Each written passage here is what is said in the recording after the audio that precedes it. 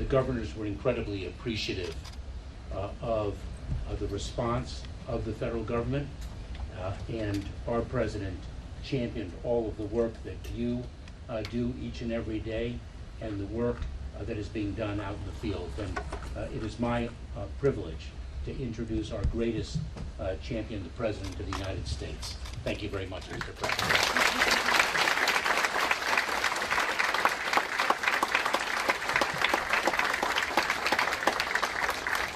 I don't know why I'm paying attention to these few guys up here, so everybody, all kidding aside. My mother would say, I apologize for my back. Folks, look, yesterday I convened the entire cabinet for a long meeting to make sure that we had a whole of government response.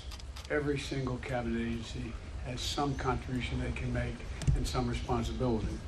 And I'm here at FEMA today. Just a few minutes ago, I received a call from your administrator and Criswell, and who's in Florida, and helping them recover, at least doing the initial assessment of that Category 3 storm that made landfill. And this morning I spoke again. It seems like we should be on direct dial to this, Governor DeSantis and I. We spoke again this morning. I let him know that I approved his major disaster declaration, and I also spoke with Governor McMaster's and with the for South Carolina's emergency declaration as well. And I spoke the day before to the governors of not just Florida and South Carolina, but of North Carolina as well as Georgia. And look, it means we're making available federal assistance for Florida survivors whose homes are damaged or destroyed by the declaration that I agreed to. And we're helping both Florida and South Carolina with the delivery of meals, waters, and debris removal that's going to help both states begin their road to recovery and do it immediately. But before we do anything, I'm here to thank all of you, and I really mean this. Thank you, thank you, thank you. You are making an incredible contribution. I mean, I hope the American people have a sense of, and it's hard to understand because, you know, we usually we're not this engaged this often. But this last couple of years with climate change and really kicking in, you guys are going 24 hours a day and 365 days a year. And it seems to just keep piling up. And I mean it sincerely. I admire what you do. I've been in almost every one of the areas you're talking about that you have to deal with. And your sister brothers and sister organizations from the Coast Guard, military, I mean, across the board. It's amazing the sacrifices, and I might add risks your folks are taking out in the field. So thank you, thank you, thank you. It's important the American people understand it, because we're in a situation where, you know, we're, how can I say it? There's still some deniers out there in terms of whether or not climate change has anything to do with any of this. And we're going to need a whole hell of a lot more money to deal with emergency appropriations, to deal with all you're taking care of. And on behalf of the country, I want to deliver the heartfelt thanks to the emergency personnel in our communities all across the federal government, including right here, all of you in front of me, FEMA's National Response Coordination Center, and those out on Maui. You know, it's just amazing. You've seen it. Some of you have been there. It's just pure devastation. That whole part of the island is just leveled. There's nothing left. And before this week's storm, we pre-deployed 1,500 federal personnel and Coast Guard throughout the Southeast. Federal search and rescue teams have been helping people whose homes have been surrounded and inundated by water. And FEMA and the Small Business Administration are on the ground to help residents whose homes and businesses have been destroyed or damaged. And I want to, again, thank you all. It really, really, really matters. And one more thing. Every American expects FEMA will show up.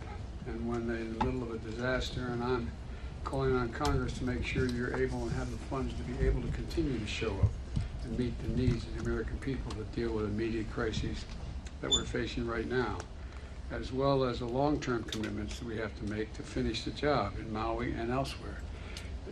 Showing up for the moment to save the lives is critically important, but that's just the beginning.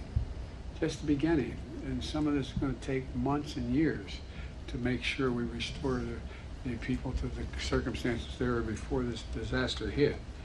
And as I said, you know, and to the people of Florida and throughout the Southeast, I'm here to make clear that our nation has your back, and we are not going to, we're not going to walk away. We're not going to give up.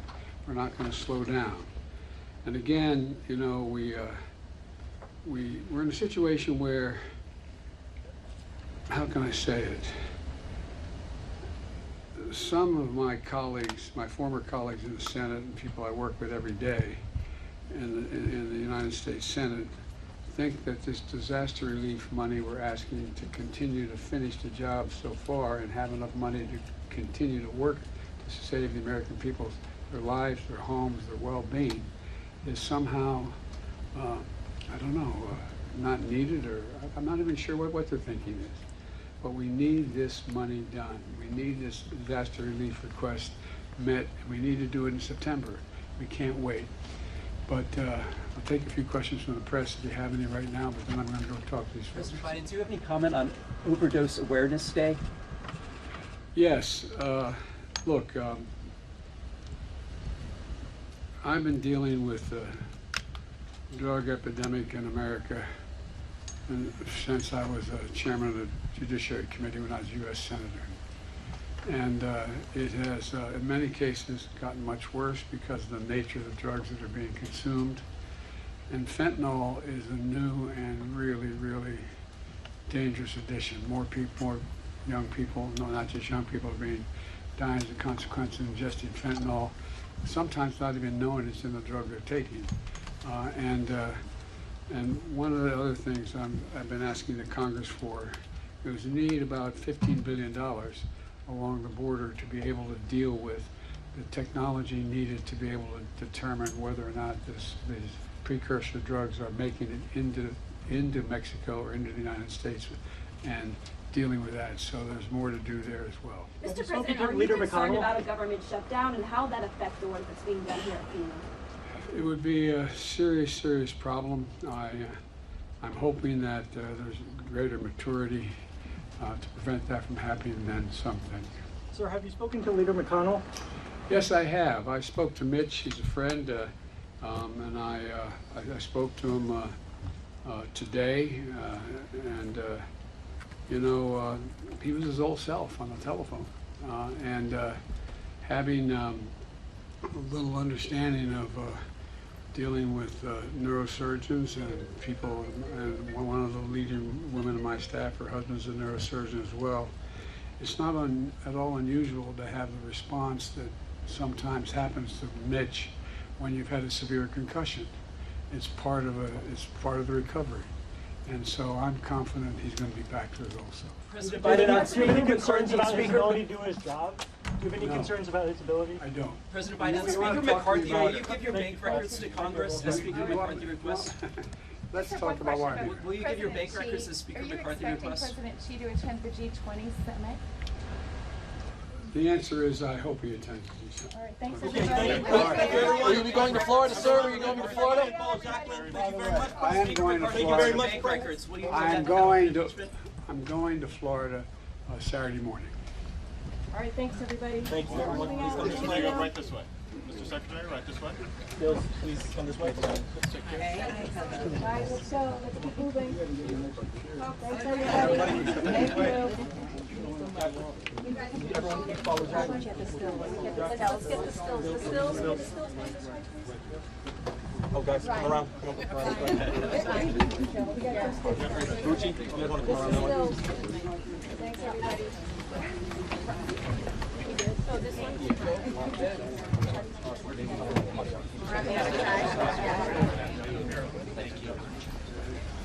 You need to go. You want to throw those?